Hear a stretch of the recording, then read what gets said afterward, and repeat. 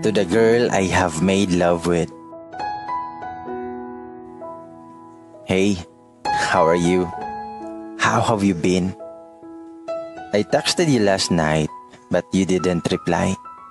I know it's been years since that rainy night. Since that night nga imong gituyo nga malakanta sa room sa atong university. Since that night nga imong gituyo og tago akong Nokia nga phone para dili ko ka-text. Since that night when you lied nga wala ka kabalo, nga nung wala ka pukawas sa imong mga friends kay natulog ka. Since that night nga ikaw rasad ang rason nga nung nalakantang duha. Since that night when we were both locked up at room 103. Since that night when you give me your everything.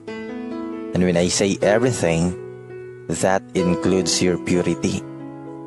I admit I was drunk, bantog na ara ko sa lahi nga lingkuranan ning lingkod ug nagduko sa single armchair aron matulog while waiting for our bald professor in psychology that time. When I woke up, it's already 7 p.m. sharp. And I noticed that there's no one in the classroom but this curly-haired girl and I. Pagkapan ako sa kong bulsa para kuha na akong phone, wala na dito. So I checked my bag for it, pero wala gihapon. Nakapamalikas pa kog ahat. So I stood up and walked past the door to open it kay sarado man. But it surprised the hell out of me nga nalakan siya gikan sa gawas. I shouted.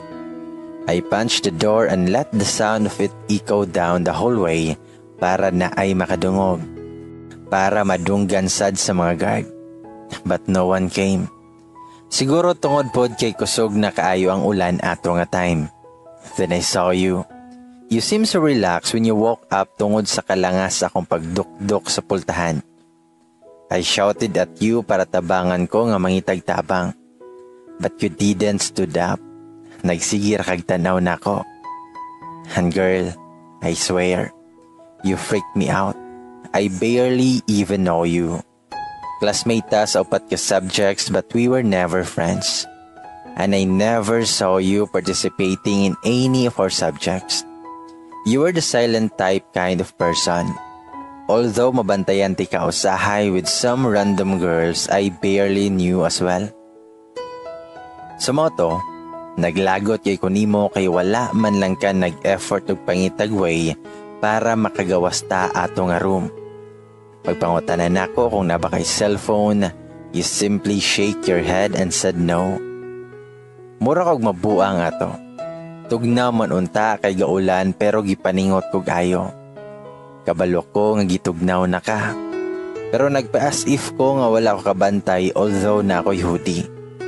I hated you so I pretended that I didn't care. I guess you deserve it though. Who on earth would wear that kind of clothing you were wearing anyway? Nipis kaayo sa nga tanan. But here comes the unexpected. Tungod sa kakusog sa ulan with matching liti-liti og dalugdog, nga magtabon-tabon pa kasi mong dunggan kay makuyaw-kuyawan ka. And here comes the beginning of it all. Nawala ang kuryente. Kabalo ko nga halos wala na kaming ginhawa ato. Even ako nakuyawan sad. You see, kabalo ko nga hadlukanon ka. Maklaro man kayo look so vulnerable.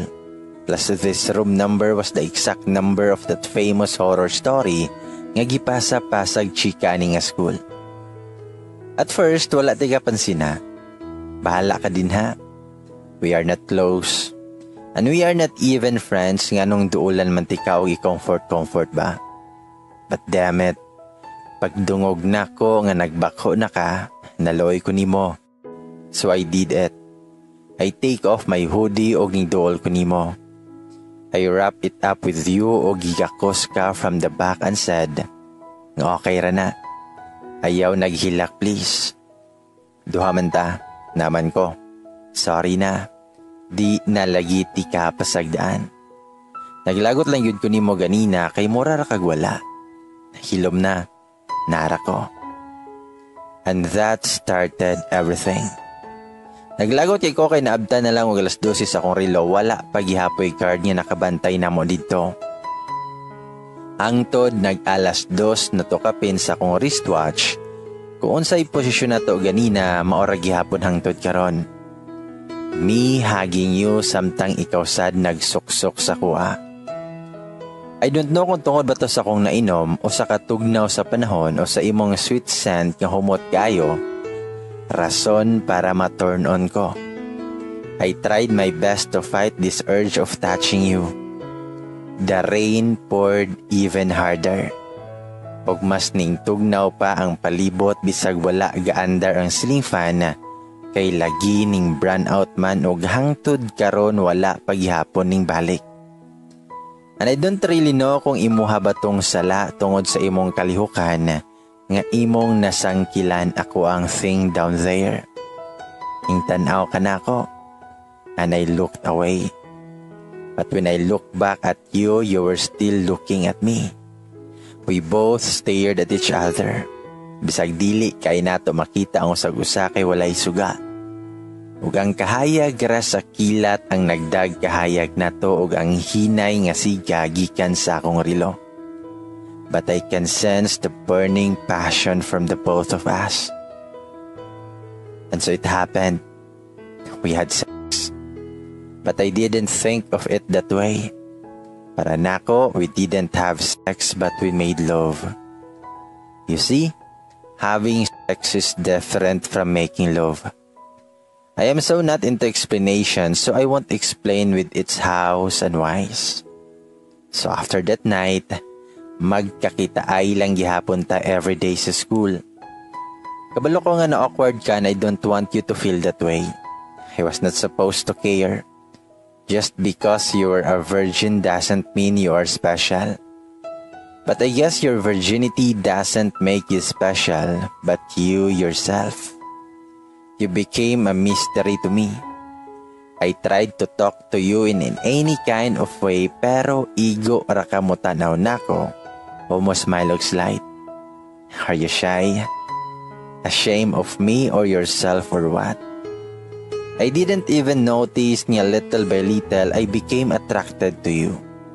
Believe me, I'm not that guy whom you think nga dali ra kaayo akiton or what. Taas kay kog standard when it comes to girls because I myself think that I'm one of them. You see, I'm gay. I'm a closet gay.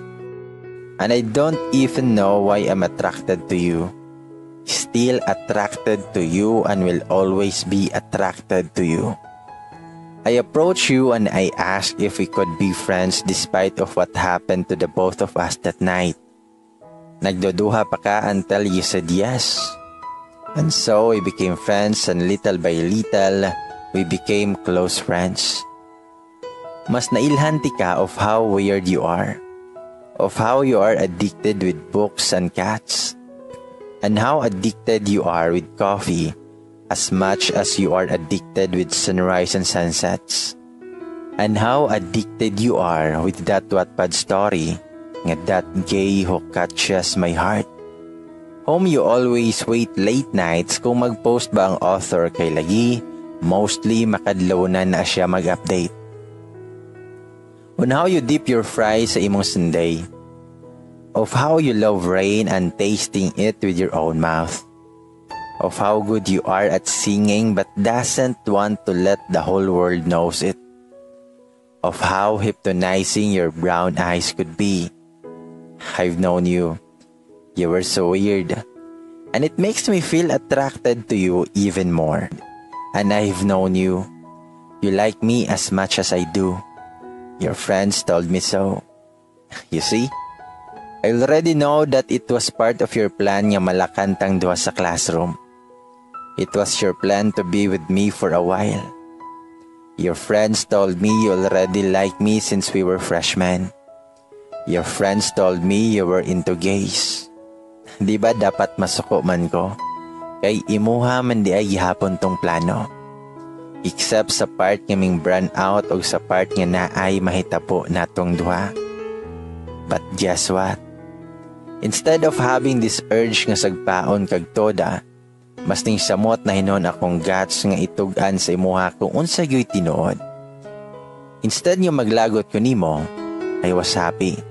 Nalipay na hinuon ko nga nabuhat ko nimo. You are indeed weird. Yet I find it cute. I always wanted to tell you of how much I like you.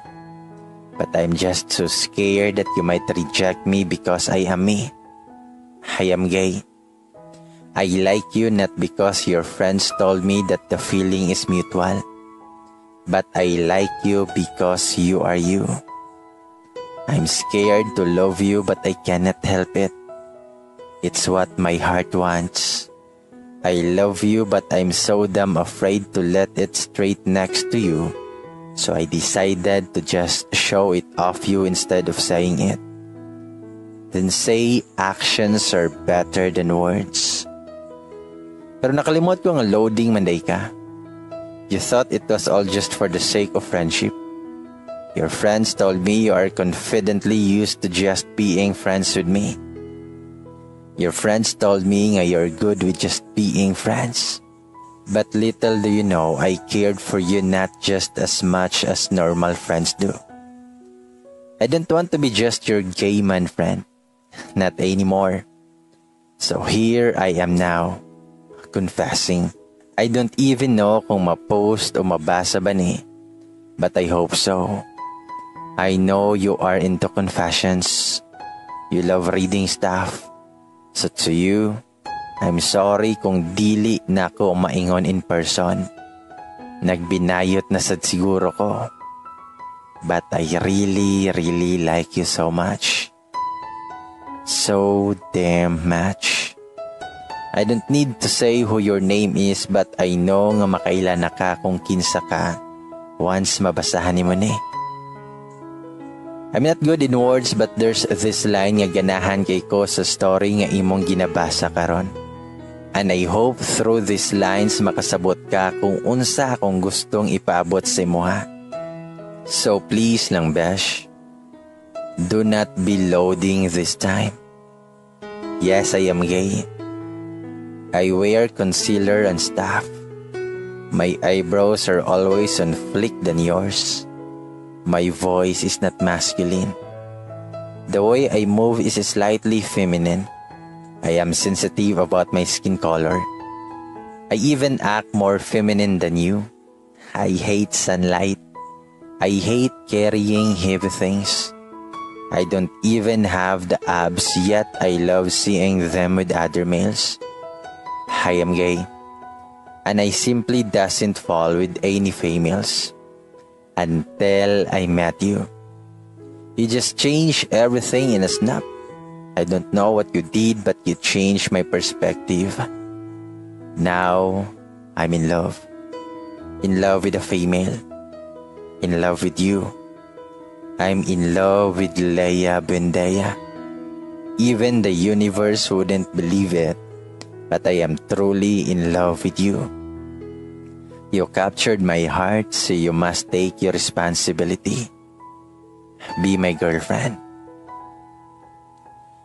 We will be graduating soon. Gahulat na ta nga mo paso. So let's graduate together. Let's take our chance together. Let's fulfill our dreams together. Let there will be an us to keep us both staying together. Let me be as Dewey and you as Leia. Let me be your gay man for your life. At least let me be.